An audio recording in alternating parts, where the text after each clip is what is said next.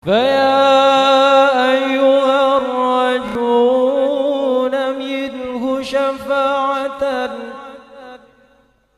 صلوا عليه وسلموا تسليما. Alhamdulillahirabbil alamin. Alhamdulillah, syukurillah wa nikmatillah wa la haula wa la quwwata illa billah. Asyhadu an la ilaha illallah wahdahu la syarikalah wa asyhadu anna Muhammadan abduhu wa rasuluh. Allahumma shalli wa sallim wa barik ala sayyidina Muhammadin fil awwalin wal akhirin. Wa shalli wa sallim wa barik ala sayyidina Muhammadin fi kulli waqtin wa hin. Wa salli wa sallim wa barik ala sayyidina Muhammadin fil malaa'il ala yaumiddin. Subhanaka la ilma lana illa ma 'allamtana innaka antal alimul hakim. Rabbi shrah sadri wa yassir amri wahlul 'uqdatam min lisani yafqahu qawli. Ala ya'lamu man khalaqa wa huwa latiful khabir. Fakashafna anka gita'aka babasarka yaumal hadid. Amma ba'du. Usikum wa nafsi bitaqwallahi faqad fazal muttaqun. Fayuhal hadirun ittaqullah haqqa tuqatih wa la tamutunna illa wa antum muslimun. Bapak, Ibu, saudara, saudari yang dimuliakan oleh Allah Subhanahu wa taala, marilah kita sama-sama memanjatkan puji syukur pada Allah Subhanahu wa taala yang telah memberikan nikmat Islam, nikmat iman, nikmat ihsan, wabil khusus sehat afiah, sehingga kita bisa dikumpulin lagi nih untuk ngaji bareng lagi, yang dimana kita pelan-pelan belajar lagi, pelan-pelan taklim lagi, pelan-pelan yang dimana kita memperbaiki akidah kita lagi, serta salawat salam semoga tercurah kepada Nabi besar Muhammad sallallahu alaihi wasallam. Semoga Allah Subhanahu wa taala mengirimkan rahmatnya kepada beliau, para sahabatnya yang agung, khususnya kita umatnya yang masih mau mengaji. Amin ya rabbal alamin. Saudara-saudari yang dimuliakan oleh Allah Subhanahu wa taala, tak lupa juga kita berterima kasih pada guru-guru kita, wabil khusus guru-guru agama, wabil khusus guru-guru yang di madrasah yang bimbing kita pelan-pelan tentang agama. Semoga beliau yang mengajar dan kita yang diajar diampuni segala dosa-dosanya, dihapuskan segala hilaf-hilafnya, amal ibadah kita yang tidak seberapa semoga Allah Subhanahu wa taala menolong kita nanti di yaumil qiyamah. Amin rabbil alamin. Alhamdulillahirabbil alamin. Saudara-saudara yang dimuliakan oleh Allah Subhanahu wa taala, pada malam hari ini kita masih mengaji, masih ta'lim lagi, masih belajar lagi, yang dimana tentang belajar akidah atau belajar keyakinan, supaya kita punya keyakinan benar kepada Allah Subhanahu wa taala. Sebelum dilanjut, ada yang mau ditanyakan dulu kah? Gitu. Tentang yang kemarin tuh. Kemarin pasal berapa? 13 ayat, berarti sekarang yang B di halaman 10.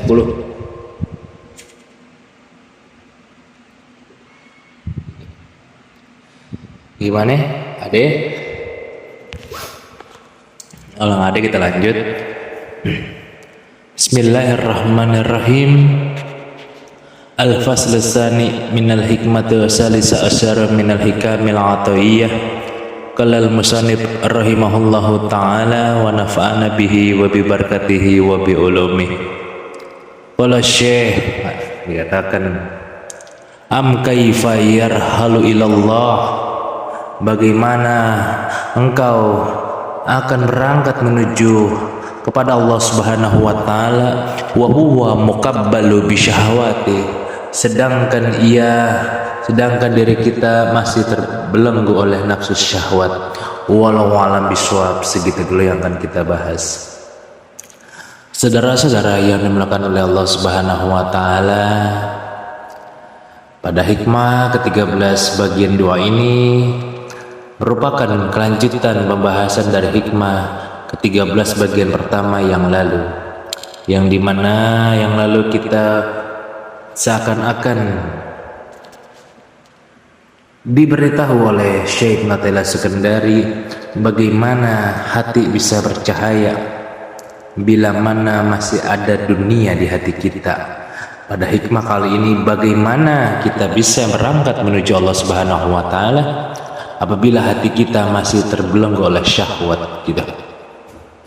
Apa itu syahwat? Syahwat ialah banyak, ada syahwat yang jelek, ada syahwat yang baik. Syahwat yang jelek ialah selalu memikirkan dunia, selalu memikirkan yang jorok-jorok. Itu syahwat-syahwat yang jelek. Contohnya syahwat yang baik juga ada, makan itu baik, tapi kalau dilewatkan atau dilebihkan dia akan berdampak buruk kepada tubuh kita. Lalu syahwat taat, ada gak di sini syahwat taat? Buru-buru ijazah, berguru ke sana kemari untuk berburu ijazah, atau bahasanya PI, pemburu ijazah. Diamalin mah enggak, tapi berburunya rajin, mengamalinya enggak. Buat apa itu begitu? Itu disebut syahwat-syahwat. Allah Subhanahu wa taala menjamin segala-galanya, semuanya bagi orang-orang yang bertakwa. Allah Subhanahu wa taala ingin dikenal oleh kita. Maka dari itu kita harus bermakrifat kepada Allah Subhanahu wa taala. Makrifat ialah mengenal diri kita. Yang paling simpel dimengerti ya, makrifat itu ialah tahu diri gitu, tahu diri. Apa sebab kita harus tahu diri? Manusia atau kita atau saya diciptakan bukan menciptakan sesuai dengan ayat surat Az-Zariyat ayat 56 yang berbunyi, A'udzubillahi minasyaitonirrajim, Bismillahirrahmanirrahim, wa ma khalaqtul jinna wal insa illa liya'budun.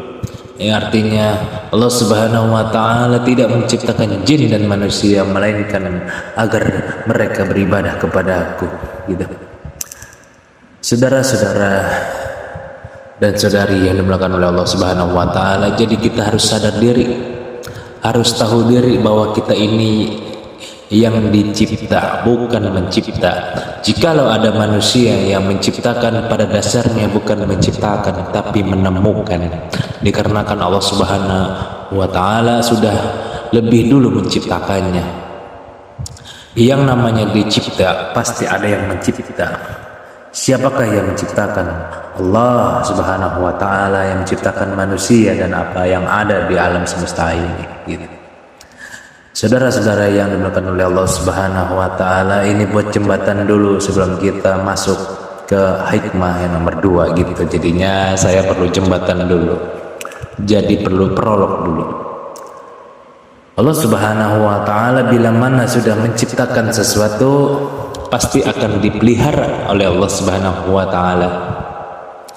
Yang dimana Allah Subhanahu wa taala memelihara segala hal dari makhluk-makhluknya, termasuk soal yang sering kita pusing-pusing, yakni rezeki gitu. Jadi kita tidak usah khawatir lagi nih akan hal-hal yang sudah dijamin dan dipelihara oleh Allah Subhanahu wa taala.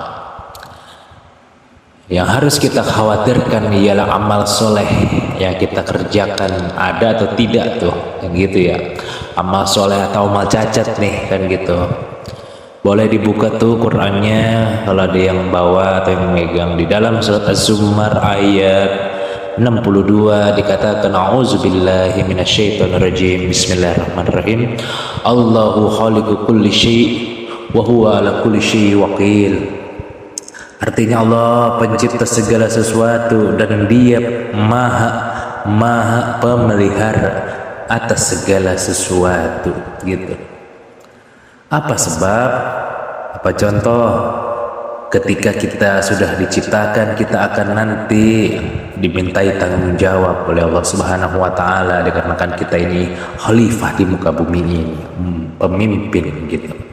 Sebagaimana hadis yang berbunyi kullukum ra'in wa kullukum mas'ulun ar-ra'ih. Setiap kalian adalah pemimpin dan setiap pemimpin akan dimintakan tanggung jawabnya gitu. Bila mana suami nanti akan diminta tanggung jawabnya istri dan anak-anaknya gitu. Bila mana diri sendiri akan tanggung jawab pada Allah Subhanahu wa taala, begitu seterusnya gitu. Saudara-saudara yang dimuliakan oleh Allah Subhanahu wa taala, ada 4 makrifat yang sangat sesat di muka bumi ini. Yang pertama ialah makrifatnya Fir'aun. Marifatnya Fir'aun ialah merupakan marifat yang sangat sesat dikarenakan Fir'aun mengaku Tuhan. Aku ialah Tuhan gitu. Aku ialah Tuhan. Kisah Fir'aun sedang tertidur dan ketika itu ada yang mengetuk pintunya. Ketika itu Fir'aun terbangun dan bertanya, siapakah engkau gitu. Setan langsung tertawa, terbahak-bahak. Hahaha. Wahai Fir'aun, katanya engkau Tuhan, di balik tembok saja engkau tidak bisa melihatku. Rupa-rupanya engkau lebih jahanam daripada diriku gitu. Hikmahnya yang bisa kita ambil dari kisah ini ialah tidak bisa berjalan menuju Allah jika kita masih ada sifat uzub, sombong di dalam diri kita.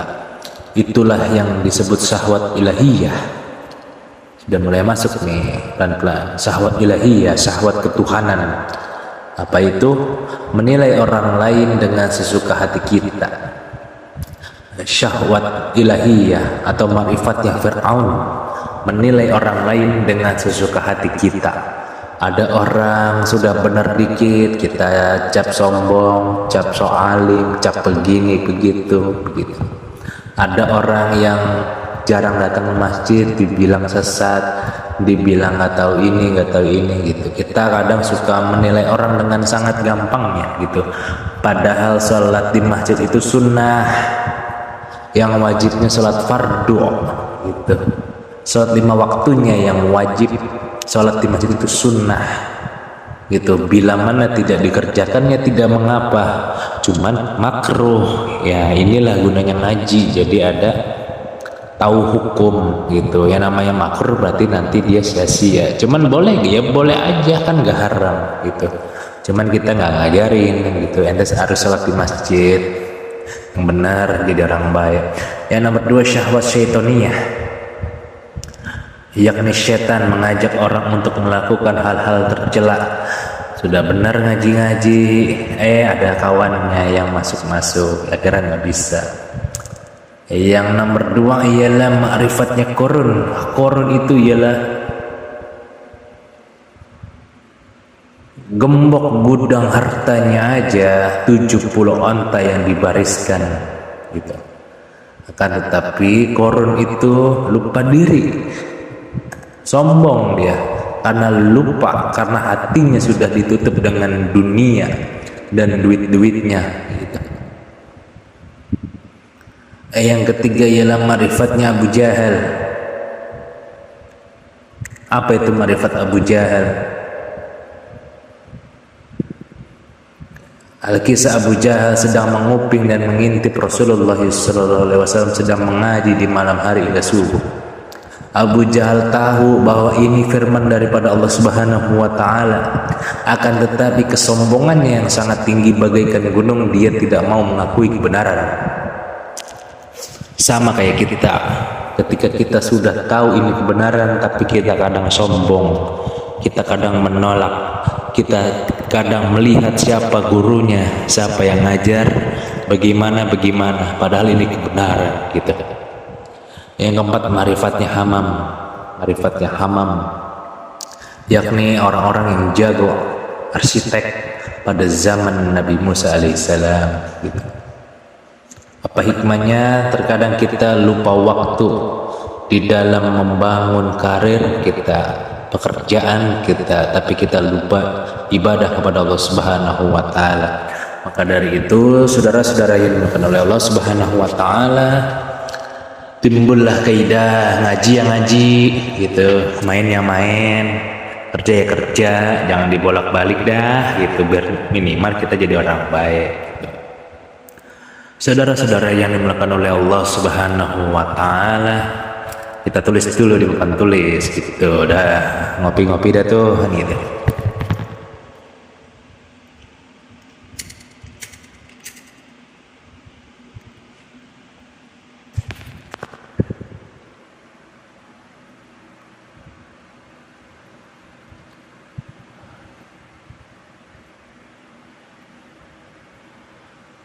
Yang pertama ialah alam syak.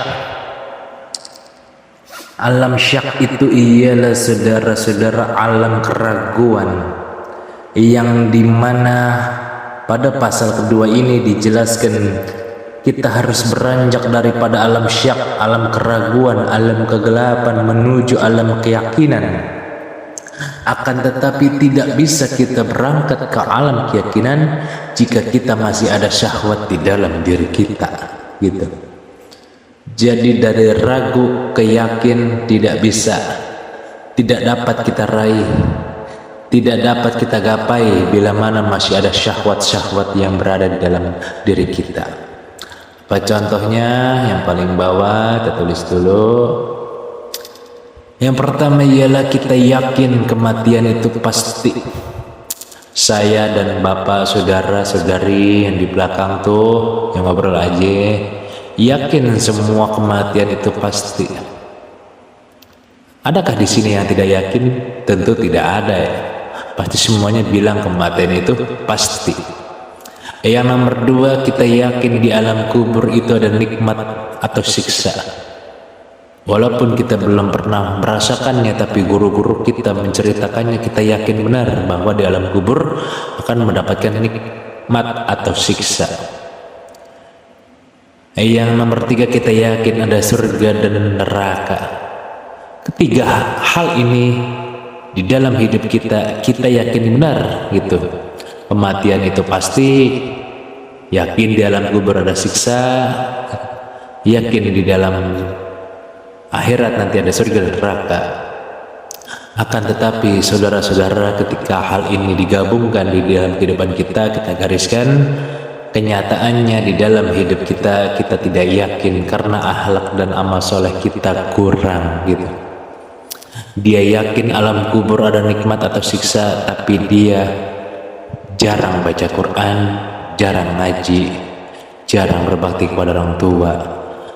Dia yakin kematian itu pasti, tapi amal solehnya enggak tahu kemana.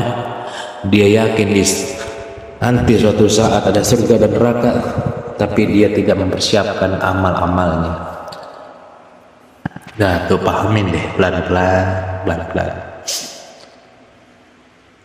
Dia yakin tuh, cuman pada kenyataannya enggak yakin karena tadi yang dua tidak ada. Akhlaknya enggak ada, amal solehnya enggak ada juga atau kurang gitu. Berarti pada malam hari ini kita harus membahas yang tentang 4. Saudara-saudara yang dimuliakan oleh Allah Subhanahu wa taala, yakin itu ada 4, digariskin. Yang pertama, liyaqinu bit tauhid. Yakin dengan keesaan Allah Subhanahu wa taala gitu. Apa sebab? Apa contohnya? Apa pengertiannya? Liyaqinu bit tauhid ialah dia tidak melihat sesuatu kecuali Allah yang memberi sebab. Sebab dia tidak berpegang kepada sebab, bukan meniadakan sebab gitu. Atau bahasa sederhananya, Allah Subhanahu wa taala yang beri sebab. Allah menyuruh sebab, tapi Allah Subhanahu wa taala melarang hambanya memegang kepada sebab gitu. Berbeda dengan meniadakannya. Sebab ialah yang tiga: usaha, doa, dan tawajuh gitu. Allah Subhanahu wa taala menyuruh kita usaha. Allah Subhanahu wa taala menyuruh kita doa. Ud'uni katanya astajib lakum. Allah Subhanahu wa taala menyuruh kita tawajuh. Wa may yatawakkal 'alallah gitu. Tapi Allah Subhanahu wa taala melarang kita untuk memegang yang tiga tadi. Berpegang kepada usaha, doa, dan tawajuh. Allah melarang nih. Bukan meniadakan ya, hati-hati nih, pelan-pelan ngajinya, pelan-pelan. Ala kisah Rasulullah SAW punya pembantu atau khodam yang bernama Anas bin Malik gitu. Dan Anas bin Malik berkata, 10 tahun Ahum berkhodam kepada Rasulullah SAW, tidak pernah Rasul menyalahkan diriku gitu. Sebab apa saudara-saudara? Sebab Rasulullah SAW itu Anas itu asbab gitu. Bila mana gitu Rasul itu yakin sebab itu datangnya daripada Allah Subhanahu wa taala gitu. Beda dengan kita. Kalau lagi senang sesuai harapan kita, kalau kita lagi kecewa karena harapan kita gagal gitu. Bila mana kita sudah bisa menerapkan yang ini, hilang yang tiga. Kita hilang punya sifat ujub, kita hilang punya sifat dendam, kita hilang punya sifat dengkian gitu. Tiga. Bila mana kita benar-benar yakin dengan keesaan Allah Subhanahu wa taala, seharusnya hilang sifat yang tiga.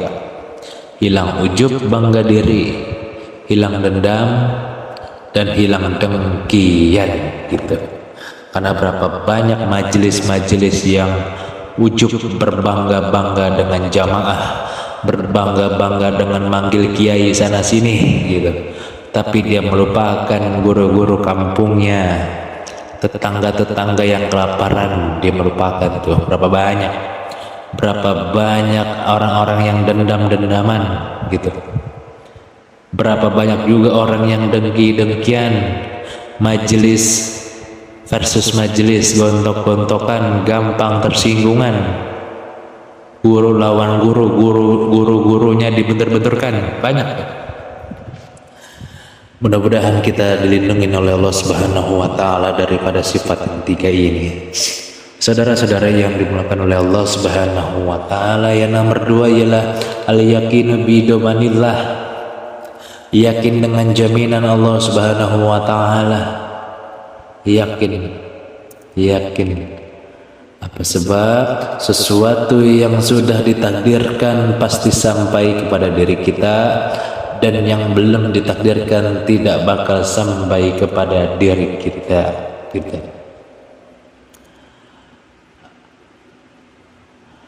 Yang nomor dua, al-yaqinu bidamanillah fala yahtamu birrizq, kan gitu ya.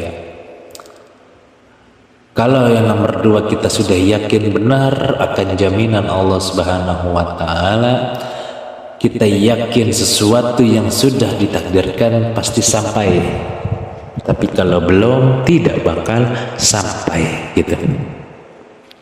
Kalau belum, tidak bakal sampai.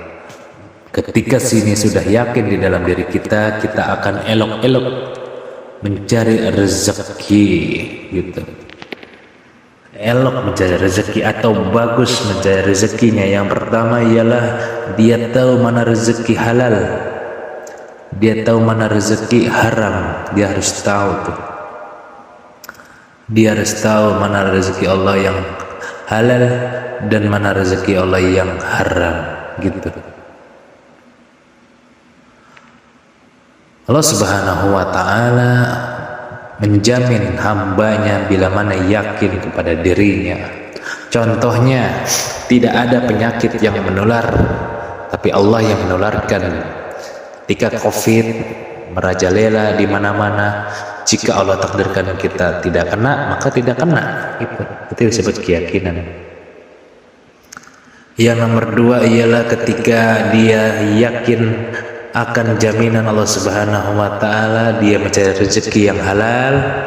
Yang nomor dua, dia harus tahu waktu. Tahu waktu. Jangan sampai lupa ibadah. Banyak dari diri kita udah nyari duit kesana kemari, sungsang sumbel, tapi dia lupa sama pengajian. Dia lupa sama ibadah-ibadah yang padahal buat diri dia sangat berguna gitu. Saudara-saudara yang dimuliakan oleh Allah Subhanahu wa taala, kalau ada yang mau ditanyakan boleh gitu sebelum dilanjut. Baru dua lagi.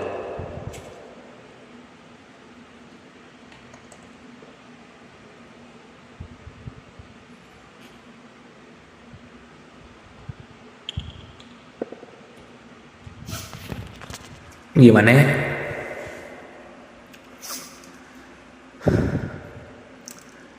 Kalau nggak nomor 3. Nomor 3 ialah al-yakin fil jaza. Yakin akan balasan Allah Subhanahu wa taala. Saudara-saudara yang dimuliakan oleh Allah Subhanahu wa taala, nomor 3 ialah yakin dengan balasan Allah Subhanahu wa taala. Kebaikan apapun atau keburukan apapun seberat biji sawi akan dapat balasannya. Ingat tuh, kalau ente benci, ente mendapatkan balasan sesuai apa yang ente benci. Kalau ente cinta, begitupun sama gitu. Maka dari itu diambil kesimpulan, bila mana kita sudah paham yakin dengan balasan Allah, kita harus bersungguh-sungguh dalam ketaatan gitu. Misalnya kita disuruh sholat sama guru-guru kita supaya benar hidup kita, tapi kita masih malas karena tadi kita masih di alam keraguan-raguan, kita masih di alam kegelapan, kita masih di alam kejahatan gitu. Ya, nomor 4 ialah al-yakinu bi anallahi mutakhallahun alaih, yang dimana kita yakin Allah Subhanahu wa taala mengawasi. Kita yakin Allah itu maha mengawasi, Allah maha melihat basirun dan maha mendengar syami'un. Gerak-gerik kita selalu diawasi oleh Allah gitu, walaupun di dalam dada kita atau hati kita gitu. Hasilnya, bila mana kita sudah yakin dengan Allah maha mengawasi, kita harus beradab kepada Allah Subhanahu wa ta'ala. Karena tadi Allah Subhanahu wa ta'ala mengawasi gerak-gerik kita, mengawasi tingkah laku kita, mengawasi apa yang menjadi kelakuan kita selama sehari-harinya gitu. Seakan-akan kita sedang dipantau oleh Allah Subhanahu wa ta'ala. Allah maha melihat, Allah maha mendengar, lebih-lebih Allah maha mengetahui apa yang ada di bumi dan di langit gitu. Saudara-saudara yang dimuliakan oleh Allah Subhanahu wa taala, alhamdulillah rabbil alamin.